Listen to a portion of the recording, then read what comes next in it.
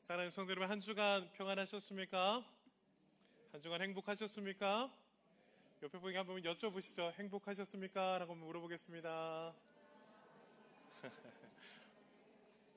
어떻게 행복해 보이세요? 옆에 분들? 네, 우리는 계속 요한복음을 통하여서 우리에게 예수님이 말씀해 주시는 참된 행복의 비결이 무엇인지를 계속 말씀을 통해 살펴보고 있습니다. 우리에게 진정한 행복은 무엇입니까? 세상을 바라보는 자가 아니라 바로 예수 그리스도를 바라보는 자. 세상의 다른 것들로 채워지는 인생이 아니라 오직 예수 그리스도로 채워지는 인생. 그리고 우리는 지난주 말씀을 통해 우리 안에 새롭게 되어야 하는데 오직 성령 안에서 예수 그리스도 안에서 새롭게 되어질 때 우리에게 세상이 주지 못한 참된 행복을 얻게 된다라고 성경은 우리에게 말씀하셨습니다. 사랑하는 성도 여러분, 오직 예수님을 바라보고 예수님 안에서 채워지며 예수님 안에서 새롭게 되어지는 인생 되시기를 간절히 축복합니다. 세상에서 원하는 행복이 아니라 하나님이 원하시고 하나님이 바라시는 그 행복을 이루어 가시는 저 여러분 되셨으면 좋겠습니다. 오늘 그 가운데 이제 네 번째로 우리는 어디서 행복, 어디서 만족을 가지고 살아갈 것이냐.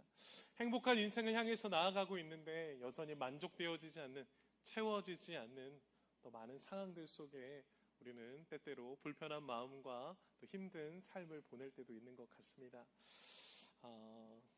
제가 어려운 이야기를 한 가지 좀 꺼내고자 합니다. 사랑하는 성도 여러분, 요즘 월드컵이 진행되고 있는데 속상하시죠? 네. 저도 축구를 좋아하는 한 사람으로 너무 속상합니다. 지난 목요일 날 우리 사랑하는 청년들이 교회로 왔습니다. 교회로 와가지고 목사님 우리 같이 축구 보고 응원해요 라고 해서 청년들이 막 기쁨으로 막 오고 막 치킨도 사가지고 오고 그래서 제가 좋아하는 세 가지가 다 있었어요. 첫 번째 우리 사랑하는 청년들이 있었고 그리고 교회에 같이 있었고 그리고 제가 좋아하는 치킨도 있었습니다. 이 세 가지만 놓고 보면 무조건 행복해야 되거든요. 근데 행복으로 시작을 했는데 축구를 보다 보니까 안 행복한 거예요. 치킨이 맛이 없는 거예요. 치킨이 남았습니다. 세 가지가 있었고 행복해야 하는데 축구를 보면 볼수록 기분이 안 좋아지더라고요. 왜일까 고민을 좀 해봤습니다. 그랬더니 내가 원하는 결과가 채워지지 않아서인지 내가 좋아하는 것들이 있어도 기쁘지가 않더라고요. 많이 속상하고 마음이 많이 불편했습니다. 아니 그래도 우리나라가 2002년을 생각해 보면 월드컵 4강까지 올라간 진출한 그런 경험이 있는 우리나라인데 어떻게 이럴 수가 있나 싶었습니다. 근데 그런 마음이 불편하면 불편할수록 자꾸 저에게 한 사람이 생각나는 거예요. 그럼 누가 생각났을까요? 네, 이분이 생각나더라고요. 여러분들도 생각나셨죠? 저 고3 때였거든요. 고3 때였는데 얼마나 응원했는지 몰라요. 정말 이런 축제가 없었는데 그런 축제를 기대하고 그러한 목표를 가지고 월드컵을 기대했는데 그 채워지지 않는 그런 모습들 가운데 자꾸 이분이 생각났습니다. 여러분 이 히딩크 감독님이 2002년 월드컵을 통해서 우리나라가 최초로 16강 본선에 진출하게 되는 정말 놀라운 업적을 쌓았습니다. 근데 그때 우리 히딩크 감독님 뭐라고 말씀하셨냐면 I'm still hungry. 나는 아직도 배고프다라는 말을 했습니다. 정말 잘했거든요. 지금까지 이러한 결과가 없었거든요.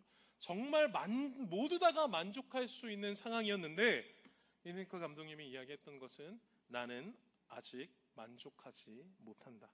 나의 목표를 채우지 못했다. 나는 더 높이, 더 많이 올라갈 것이다 라고 외쳤습니다. 그리고 결국 어디까지 올라갔죠? 4강까지 올라가게 됐습니다. 제가 오늘 이 말씀을 드린 이유는 축구를 설명하기 위함이 아닙니다. 오늘 본문에 나오는 한 사람이 오늘 히딩크 감독과 같은 동일한 이야기를 하고 있기에 제가 오늘 서두에 이 말씀을 드렸습니다. 그 사람은 바로 오늘 본문에 나오는 사마리아 여인, 수가성의 한 여인을 오늘 성경은 우리에게 설명하고 있습니다. 이 여인은 자신의 삶을 향해 이렇게 절규했습니다. 나는 아직 여전히 목마르다. 나는 내 삶에 만족하지 못한다라고 하는 갈증과 목마름을 가지며 내 삶을 비관하고 내 삶을 비판하며 여전히 채워지진 않는 가운데 있었던 그 여인의 절규를 오늘 성경은 우리에게 말씀하고 있습니다. 이 여인의 마음속에 채워지지 않는 이 깊은 갈증, 지독한 영혼의 목마름을 가지며 살아갔던 여인이다라고 성경은 말합니다. 근데 여러분, 이 여인을 바라볼 때 이 여인을 비판하며 바라보지 말아야 될 것은 성경은 이 여인이 어떻게 살았는가를 비판하는 것이 아니라 이 여인이 어떠한 상황에 있었는지, 왜 목말랐는지, 왜 채워지지 않았는지에 대해서 집중하고 있습니다. 그 가운데 이 여인의 삶을 살펴보면 남편을 5번이나 바꾸었던 사람이다라고 말합니다. 이 뜻은 무엇입니까? 사람에게 채워지지 않는 것을 계속 바꿔가며 채우려고 노력했지만 채워졌다, 채워지지 않았다? 채워지지 않았다라는 겁니다.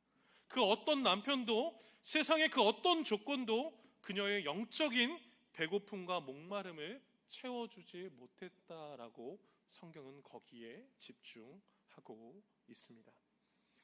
그러다 보니 이 여인은 그 많은 아픔과 고통 속에서 고립될 수밖에 없었습니다.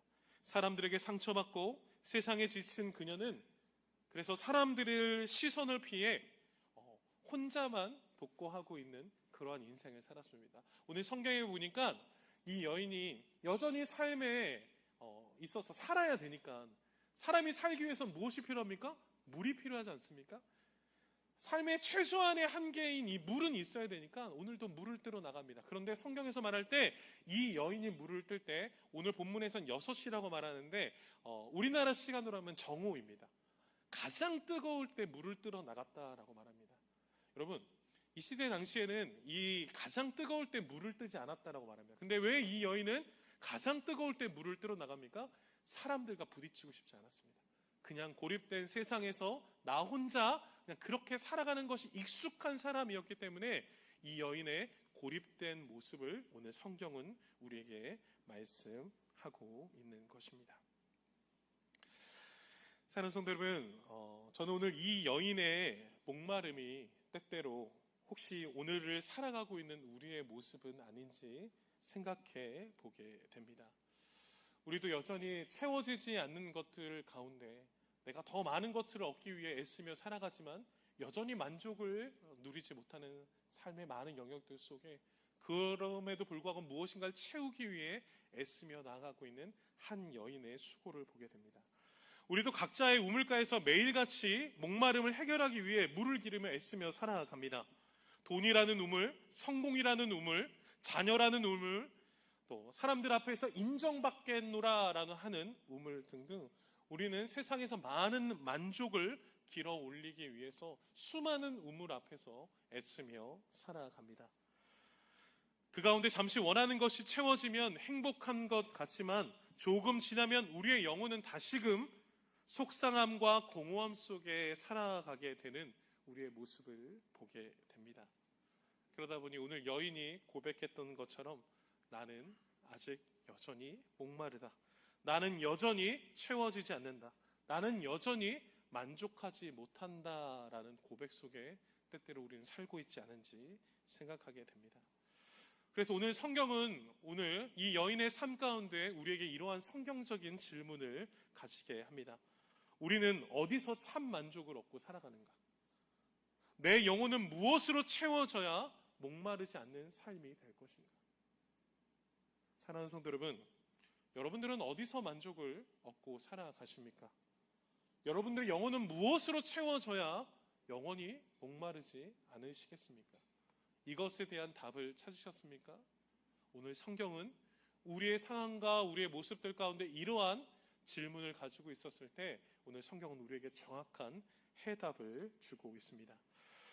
오늘 그 목마른 여인이 우물가에 서서 물을 기를 수밖에 없는 절망적인 상황 가운데 그 여인이 아무도 없는 모든 사람들을 피해 우물가에 갔었을 때 누군가 그 자리에 이미 계셨습니다. 그분이 바로 누구입니까? 같이 한번 고백해 볼까요? 예수 그리스도. 예수 그리스도께서 그 자리에 먼저가 기다리고 계셨습니다.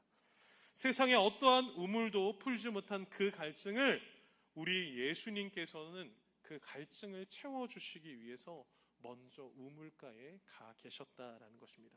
그리고 그녀와 그리고 이 시대를 살아가고 있는 저와 여러분들에게 세상이 줄 수 없는 가장 중요한 한마디를 오늘 본문 14절을 통해 이렇게 말씀하십니다. 같이 한번 고백해 볼까요? 시작. 내가 주는 물을 마시는 자는 영원히 목마르지 아니하리니. 아멘.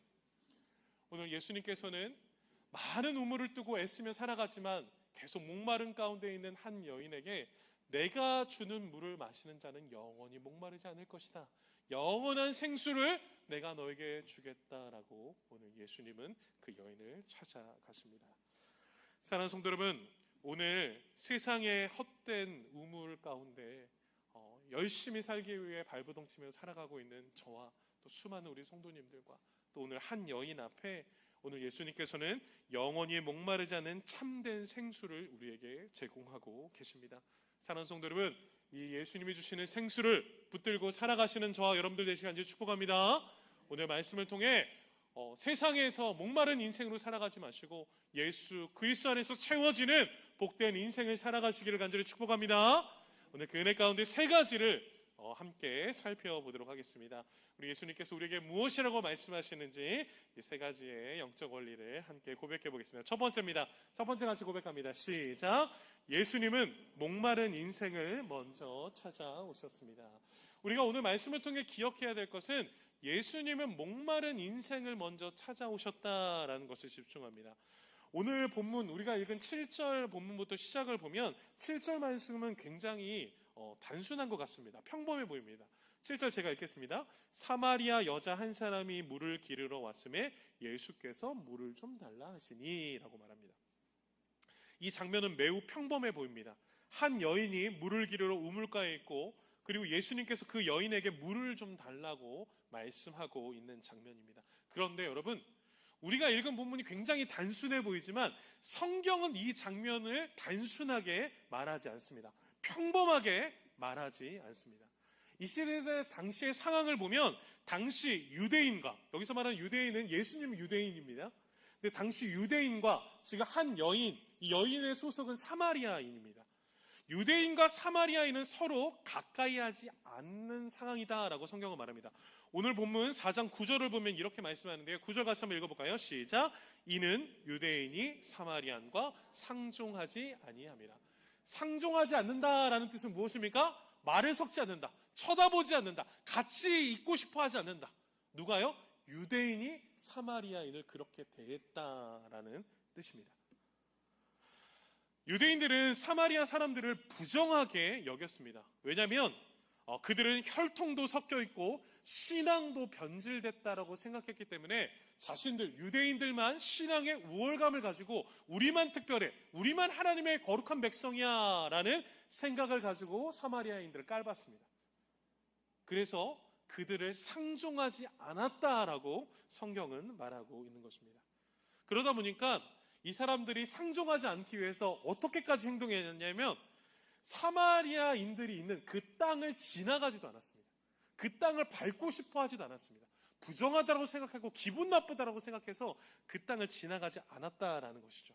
그런데 오늘 본문의 핵심은 무엇입니까? 예수님께서 사마리아를 지나가셨다, 지나가지 않으셨다? 지나가셨다라는 데 문제가 있습니다. 예수님은 어떤 분이셨습니까? 유대인입니다. 많은 유대인들이 사마리아인들을 상종하지 않았고 피했는데 오늘 유대인이신 예수님께서 사마리아 땅에 가서 그 여인을 만나고 있다라는 것이 오늘 성경에서 우리에게 말하는 핵심입니다.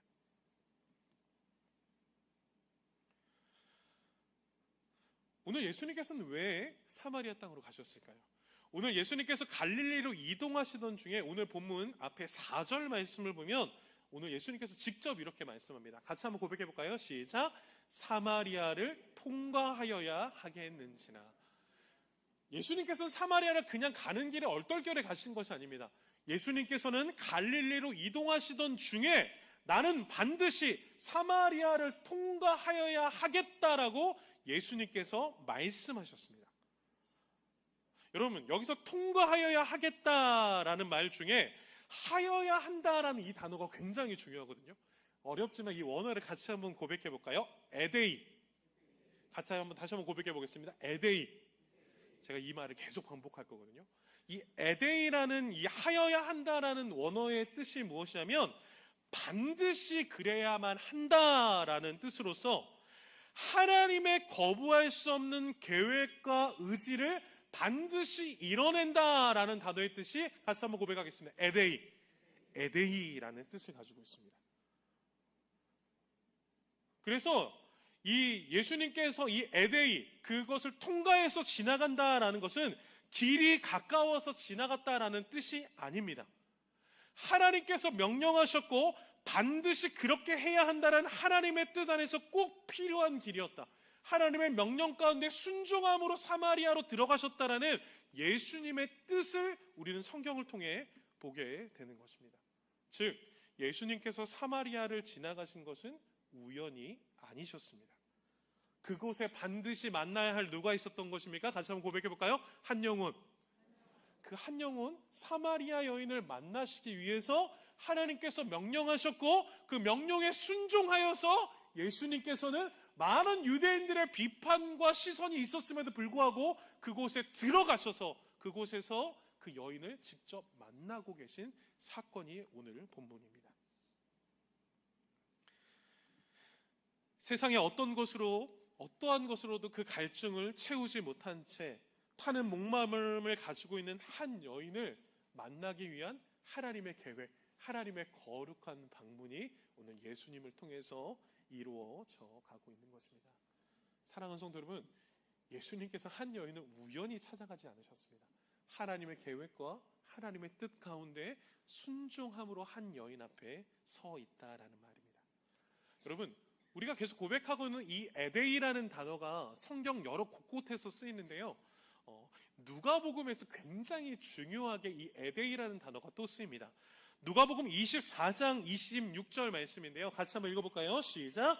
그리스도가 이런 고난을 받고 자기의 영광에 들어가야 할 것이 아니냐 하시고, 예수님께서 십자가의 고난을 받으셔야 했던 것도 어떤 단어가 쓰였다라고요? 같이 한번 고백합시다. 에데이. 에데이 뜻이 무엇이라고요? 하나님께서 명령하셔서 하나님의 뜻을 반드시 순종해서 하나님의 계획을 이루어가는 것, 그것이 바로 에데이라는 것입니다. 오늘 예수님께서 십자가의 고난을 받으셨던 것도 에데이, 하나님의 뜻 가운데 우리를 구원하시기 위한 하나님의 철저한 계획과 뜻에 순종하시는 예수님의 모습인 줄 믿습니다. 그렇게 에데이라는 단어가 쓰여졌다는 것입니다. 다시 말해 여러분, 예수님께서 사마리아 여인을 살리시기 위해 사마리아로 가셔야 했던 것처럼 죄로 목마른 우리를 살리시기 위해 오늘 예수님께서 십자가의 길을 가셔야 했다라는 것과 동일하게 에데이가 쓰여졌음을 성경은 우리에게 말씀하고 있습니다. 즉, 예수님은 그냥 한 영혼을 만나시기 위해서 간 것이 아니라 오늘 이 한 여인을 무엇을 하시기 위해 찾아간 것입니까? 같이 한번 고백해 볼까요? 구원하시기 위해서. 예수님께서 우리의 죄를 대신해서 십자가를 지시면서까지 우리를 구원하시기 위한 이 에데이가 오늘 동일하게 한 여인에게 에데이가 쓰여졌다라는 것을 성경은 우리에게 말씀하고 있습니다. 그래서 오늘 본문 6절을 보면요, 6절은 이렇게 고백합니다. 같이 한번 고백해 볼까요? 시작. 예수께서 길 가시다가 피곤하여 우물 곁에 그대로 앉으시니 때가 6시쯤 되었더라. 그래서 오늘 예수님께서 이 사마리아를 통과하시며 그 여인을 만나러 가시는데 예수님께서 기쁘셨다? 행복하셨다? 어떻다고 말합니까? 피곤하셨다라고 말합니다. 예수님이 한 영혼을 만나러 가는데 왜 피곤하셨을까요? 그 걸음이 어떤 걸음이었기 때문에요? 같이 고백할까요? 에데이. 우리를 구원하시기 위해서 십자가를 지시듯이 오늘 그 한 영혼을 살리시기 위해 오늘 예수님께서 에데이, 하나님의 말씀에 순종하며 나아가는 그 길이었기에 피곤한 가운데서도 그 자리로 나아가시는 예수님의 모습을 성경은 우리에게 말씀하고 있는 것입니다. 그렇기 때문에 여러분, 예수님이 가시는 그 자리는 쉬어가는 자리가 아니었습니다. 때때로 고통이 있고 어려움이 있고 힘든 자리였지만 그럼에도 불구하고 목마른 한 여인을 만나시기 위해 은혜의 자리, 구원의 자리로 우리 예수님께서 나아가셨음을 성경은 말씀하고 있습니다. 사랑하는 성도들은 예수님의 이 발걸음, 예수님의 이 에데이의 모습을 우리는 또 다른 표현으로 무엇이라고 고백합니까? 같이 한번 고백해 볼까요? 복음이라고 말합니다. 나를 구원하시기 위해서 우리 예수님께서 친히 찾아오시는 거예요. 나의 죄를 대신해서 예수님께서 십자가에서 대신 죽으시는 거예요. 오늘 그 에데이의 복음이 오늘 저와 여러분들에게 찾아옴을 오늘 성경은 우리에게 말씀합니다. 우리는 오늘 기억해야 됩니다. 때때로 우리가 먼저 주님을 간절히 눈물로 찾아서 주님이 나를 만나주셨다라고 생각합니다. 아닙니다. 주님이 먼저 우리를 찾아오셨습니다. 저와 성도 여러분들이 내가 거룩한 주일 예배 자리에 나가서 예배해야겠다라고 결단한 것 같지만 아닙니다. 우리가 예배의 자리로 나온 것이 아니라 하나님께서 우리의 마음을 두드리셨고 우리의 발걸음을 인도하셔서 오늘 우리가 이 예배의 자리에 있는 줄 믿습니다. 그래서 누가복음 19장 10절은 우리에게 이렇게 말씀합니다. 같이 한번 읽어볼까요? 시작. 인자가 온 곳은 잃어버린 자를 찾아 구원하려 함이니라. 주님께서 먼저 오셨고 주님께서 우리를 찾아오셔서 우리를 구원해 주신 줄 믿습니다. 그래서 우리 예수님은 잃어버린 자를 찾아오시는 분이시고 우리 예수님은 목마른 자를 찾아오시는 분이시며 우리 예수님은 사람들이 외면한 자리에도 찾아오시는 분이셨다라는 것을 오늘 성경은 우리에게 말씀합니다.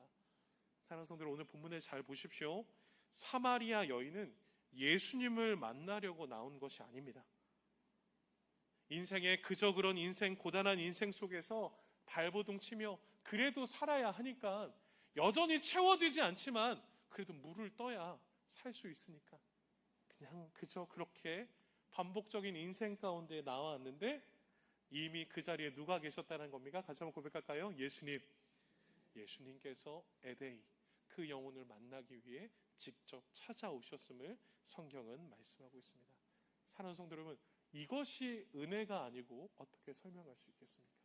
저와 여러분들, 구원받을 수 없고 죽을 수밖에 없는 저와 여러분들을 구원하시기 위해서 먼저 찾아오신 그 주님의 은혜 앞에 우리가 어떻게 거부할 수 있겠습니까?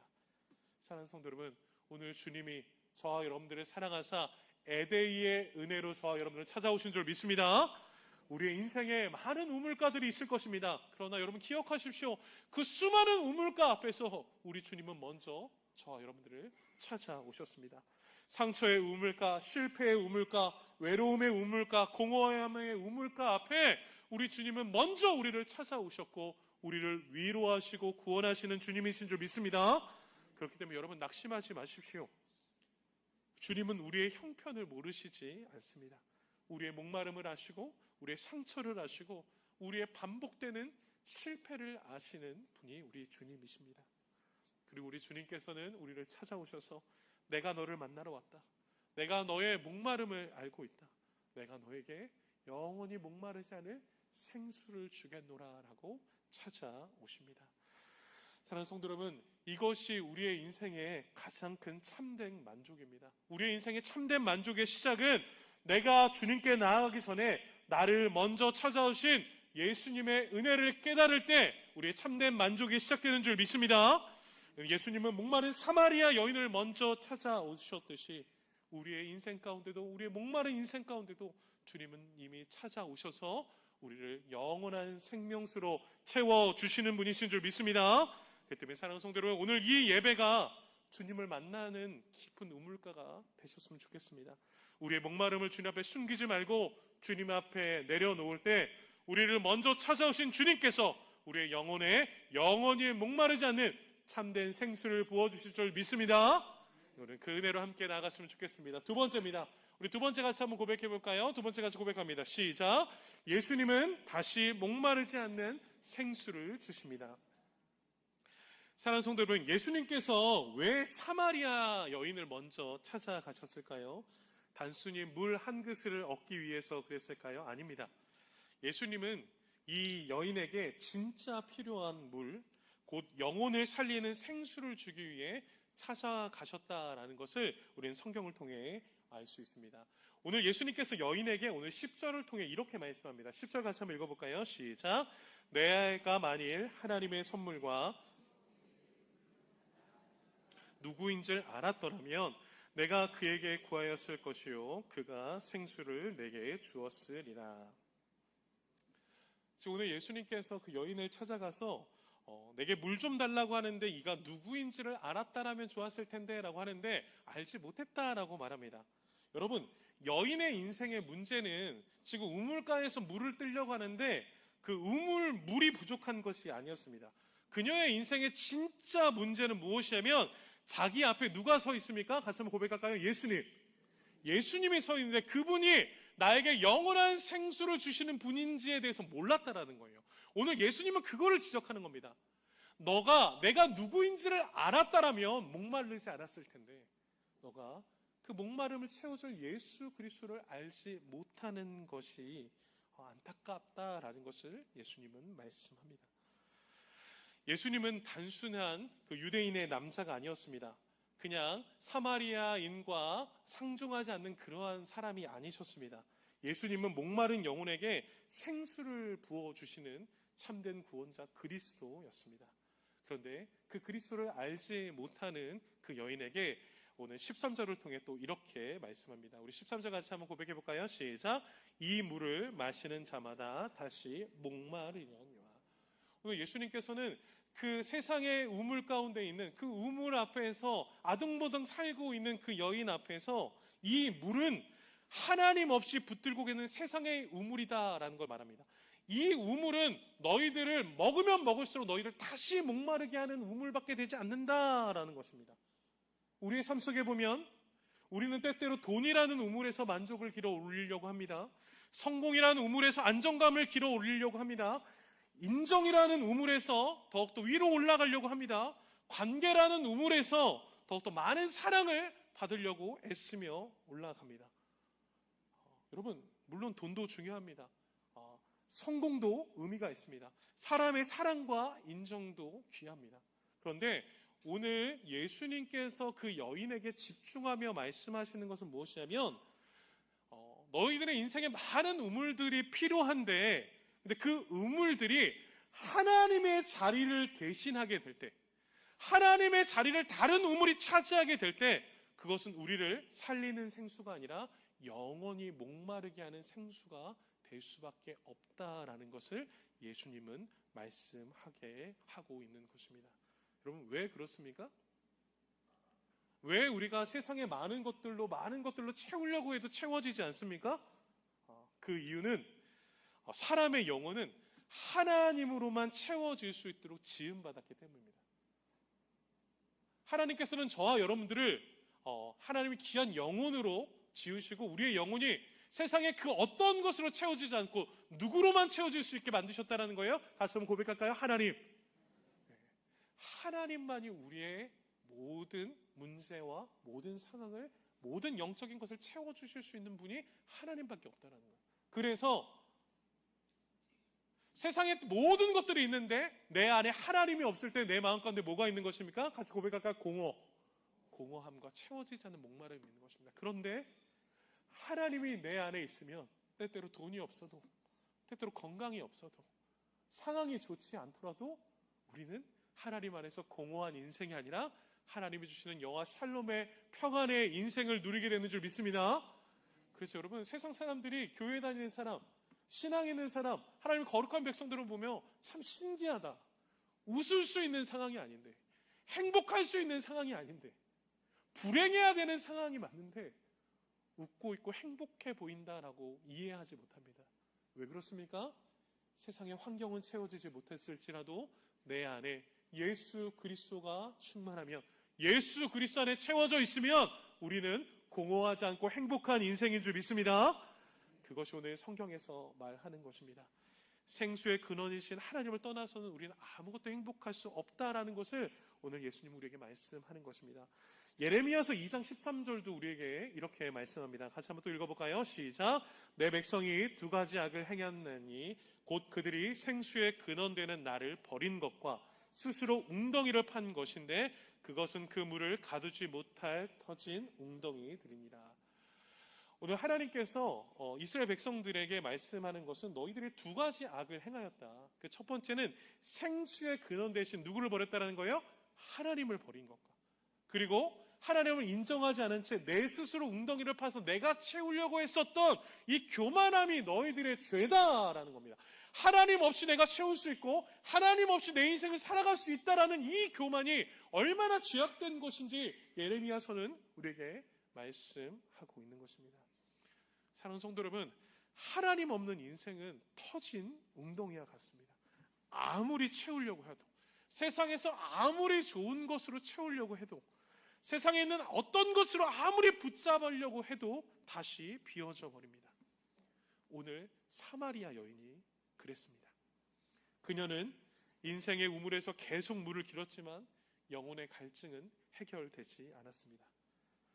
그래서 오늘 그 영원한 갈증 속에 고통당하고 있는 그 여인 가운데 에데이의 하나님 우리 예수 그리스도가 찾아오셔서 그 여인에게 오늘 가장 중요한 말씀 14절을 말씀하고 있습니다. 이 말씀을 같이 한번 선포해 볼까요? 시작. 내가 주는 물을 마시는 자는 영원히 목마르지 아니하리니 내가 주는 물은 그 속에서 영생하도록 솟아나는 샘물이 되리라. 아멘. 찬송 이 말씀 믿으십니까? 우리의 영혼의 영원한 생수를 채워주시는 분은 오직 예수 그리스도 한 분밖에 없는 줄 믿습니다. 예수님이 주시는 이 생수는 밖에서 부어주시는 위로가 아닙니다. 우리 속에 잠시 잠깐 얻어지는 그런 행복이 아닙니다. 우리 속에서 영생하도록 솟아나는 샘물이다 라고 말씀합니다. 여러분, 여기 솟아나는 샘물이다 라고 하는 이 원어의 뜻은 할로마이라는 원어에서 나옵니다. 이 할로마이라는 단어가 또 어디서 쓰이냐면 사도행전 3장 8절에 보면 안증뱅이가 뛰어 일어날 때 그때 솟아난다라는 이 할로마이라는 단어가 쓰여지게 됩니다. 즉 기적이 일어났다는 것이죠. 세상이 줄 수 없는 영원한 소망, 영원한 행복이 일어났다라는 것을 이 할로마이라는 단어를 통해 말씀하고 있습니다. 세상의 물은 밖에서 계속 길어다 부어야 하지만 하나님께서 주시는 이 할로마이, 이 샘은 내 안에서 하나님이 주시는 솟구쳐 오르는 놀라운 은혜의 샘물이다라는 것을 성경은 말합니다. 환경이 바뀌어야 행복해지는 것이 아니라 내 안에 근원이 바뀌어 환경을 이기는 기쁨이 가득하다라는 것을 성경이 말씀하고 있는 것입니다. 그래서 사랑하는 성도 여러분, 때때로 내 안에 상처가 아직 남아있을지라도, 문제가 다 해결되지 않았을지라도 우리 주님이 나와 함께 하시면 우리는 다시 일어설 새 소망이 있는 줄 믿습니다. 그래서 이 생수는 성령 안에서 하나님이 주시는 새 생명이다라는 것을 오늘 예수님은 고백하고 있는 것입니다. 그래서 요한복음 7장 37절을 통해 예수님은 우리에게 이렇게 말씀합니다. 같이 한번 고백할까요? 시작. 누구든지 목마르거든 내게로 와서 마시라. 목마르면 누구에게로 오라고요? 예수 그리스도 앞에 오라고요. 목마른다라고 세상에서 방황하고 세상에서 더 우물을 뜨기 위해서 고통당하지 말고 내게로 와라라고 우리 예수님은 말씀하고 있습니다. 사랑하는 성도 여러분, 예수님은 우리의 목마름 앞에 생수를 주시기 위해 우리 주님께서 어디에 달리셨습니까? 십자가에 달리셨습니다. 그 십자가에 달리셔서 우리의 모든 목마름을 대신 짊어주시고 우리 예수님이 목마르셨습니다. 우리 예수님께서 십자가에서 죽기 전에 마지막으로 남기신 두 가지의 말씀이 있는데요. 그 두 가지의 말씀은 이렇습니다. 요한복음 19장 28절을 같이 한번 고백해 볼까요? 시작. 내가 목마르다 하시니. 우리 예수님께서 저와 여러분들의 죄를 대신해서 우리의 목마름을 해결하시기 위해서 그 목마름을 우리 예수님이 다 가져가셨습니다. 모든 물과 피를 다 쏟아내시고 죽기까지 에데이 충성하시며 그 십자가에서 죽어가셨습니다. 그리고 요한복음 19장 30절을 통해 마지막으로 이 말씀을 하십니다. 같이 한번 고백할까요? 다 이루었다. 다 이루었다라고 말씀하십니다. 생수의 근원 되신 예수님께서 저와 여러분들을 대신해 그 목마름을 대신 짊어지시기 위해 십자가에 달리셨고 죄로 인해 영원히 목말라야 할 우리를 살리시기 위해 모든 것을 다 이루시면서까지 십자가에서 죽어 가셨습니다. 사랑하는 성도 여러분, 우리 주님께서 우리의 목마름을 대신 지셨기에 우리는 오직 예수 그리스도 안에서만 영원한 생명, 영원한 목마르지 않은 갈증을 해결하게 되는 줄 믿습니다. 그래서 여러분, 우리는 세상 속에서 어떠한 만족을 채우는 자가 아닙니다. 이미 우리의 모든 문제를 해결해 주신 예수 그리스도 안에서 영원한 생명, 영원한 소망을 얻을 수 있게 되는 것입니다. 예수님이 주시는 생수는 바로 십자가에서 흘러나온 은혜입니다. 죄인을 살리시는 은혜였고 메마른 영혼들을 다시 살리시는 은혜입니다. 사랑하는 성도 여러분, 이 은혜를 믿으신다면, 이 은혜가 내 안에 있는 줄 믿으신다면 우리의 인생은 가장 행복한 인생인 줄 믿습니다. 여러분, 때때로 우리에게 찾아오는 영혼의 갈증 앞에 여러분 예수님 앞에 나아가십시오. 예수님 앞에 나아갈 때 영원히 목마르지 않은 생수를 부어주실 줄 믿습니다. 아멘. 자, 우리 마지막 세 번째 같이 고백하겠습니다. 같이 고백할까요? 시작. 예수님은 우리를 참된 예배자로 회복시키십니다. 자, 마지막으로 오늘 말씀을 보면 영원한 생수에 있는 예수님을 만나자 이 여인의 인생이 바뀌어버립니다. 오늘 이 여인의 관심사가 바뀌었다라는 것을 우리는 오늘 성경 뒷부분을 통해 보게 됩니다. 육신의 물을 구하던 그녀의 입에서 깊은 영적인 질문을 예수님 앞에 하는 것을 볼 수 있습니다. 오늘 본문 뒷부분의 20절을 보면요, 요한복음 4장 20절 제가 읽겠습니다. 우리 조상들은 이 산에서 예배하였는데 당신들의 말은 예배할 곳이 예루살렘에 있다 하더이다 라고 말합니다. 지금 예수님 앞에 이 여인이 무엇에 대해서 물어보는 것입니까? 같이 고백해볼까요? 예배에 대해서 물어봅니다. 아니, 우리 사마리아인들은 이 산에서 예배를 했는데 당신들이 말하는 유대인들은 예루살렘에서 예배할 수 있다라고 말합니다. 예수님, 예루살렘에서 예배하는 것이 맞습니까? 아니면 이 산에서 예배하는 것이 맞습니까? 우리가 어떻게 예배해야 하나님 앞에 나아갈 수 있습니까? 라는 영적인 질문을 하고 있습니다. 이 뜻은 무엇입니까? 예배한다라는 것은 하나님과 깊은 교제, 하나님을 인격적으로 만나는 것을 바로 예배다라고 말합니다. 오늘 이 여인이 참된 만족을 경험하자 지금 누구를 찾는 자리 앞에 나가는 겁니까? 같이 고백할까요? 하나님. 어떻게 하면 하나님을 만날 수 있습니까? 이 산에서 예배해야 됩니까? 아니면 당신들이 예배하는 예루살렘으로 가야 합니까? 내가 하나님을 깊이 만날 수 있도록 나에게 좀 답을 가르쳐 주십시오라고 예수님한테 묻고 있는 것입니다. 여러분, 생수를 마신 자의 결과를 보십시오. 생수를 마신 자의 궁극적인 종착지는 내 인생의 그냥 문제가 해결되는 것에 집중하고 있는 것이 아니라 바로 내가 어떻게 하나님을 더 깊이 만날 수 있는가, 나를 바꾸신 그 하나님 앞에 어떻게 나아갈 수 있는가, 그분과 어떻게 인격적으로 더 교제할 수 있는가에 대한 집중하고 있는 여인의 질문을 보고 있는 것입니다. 이때 오늘 예수님께서는 우리가 드리고 있는 이 예배 앞에 예배가 무엇인지에 대한 성경적인 가장 중요한 원리를 우리에게 말씀합니다. 우리가 잘 아는 말씀인데요, 요한복음 4장 23절과 24절은 우리에게 예배를 어떻게 드려야 되는지 이렇게 정의합니다. 우리 같이 크게 한번 고백해 볼까요? 시작. 아버지께 참되게 예배하는 자들은 영과 진리로 예배할 때가 오나니 곧 이때라. 아버지께서는 자기에게 이렇게 예배하는 자들을 찾으시느니라. 하나님은 영이시니 예배하는 자가 영과 진리로 예배할지니라. 아멘. 오늘 예수님께서는 그 여인에게 명확하게 해답을 주십니다. 지금 이 여인은 예배의 장소가 어디입니까? 어디 장소를 가야 주님을 만날 수 있습니까? 하나님 앞에 나아갈 수 있습니까? 라고 장소를 묻습니다. 그러나 장소를 묻는 여인의 질문 앞에 오늘 예수님께서는 장소가 문제가 아니라 바로 예배는 대상과 태도, 누구에게 어떻게 예배하는 것이 중요한지를 설명하고 있습니다. 오늘 우리 예수님께서는 예배할 때 너희가 어느 장소가 중요한 것이 아니라 같이 한번 고백해 볼까요? 영과 진리로 예배할 것을 말씀합니다. 영은 바로 무엇입니까? 우리를 변화시키는 성령입니다. 여기서 말하는 진리는 무엇입니까? 말씀의 근원 되시는 예수 그리스도를 말하고 있습니다. 우리가 하나님 앞에 예배자로 서기 위해서는 오직 성령과 예수 그리스도 안에서 하나님 앞에 나아갈 수 있다라는 것을 예수님은 말씀하고 있는 것입니다. 여러분, 예배한다는 것이 무슨 뜻입니까? 내 힘과 감정이 아니라 내 안에 샘물처럼 솟아나는 성령에 이끌려 참된 진리이신 예수 그리스도를 통해 하나님 앞에 예배하는 것, 그것이 바로 영과 진리로 예배하는 것임을 오늘 성경은 우리에게 말씀하고 있는 것입니다. 사랑하는 성도 여러분, 오늘 여인의 모습을 보십시오. 세상의 웅덩이에서 만족을 구하던, 세상의 수많은 우물 앞에서 전전긍긍하던 그 여인의 인생이 이제는 하나님 한 분만으로 만족하며 그 영광을 찬송하는 예배자의 인생으로 변해져 간다라는 것을 오늘 성경은 우리에게 말씀합니다.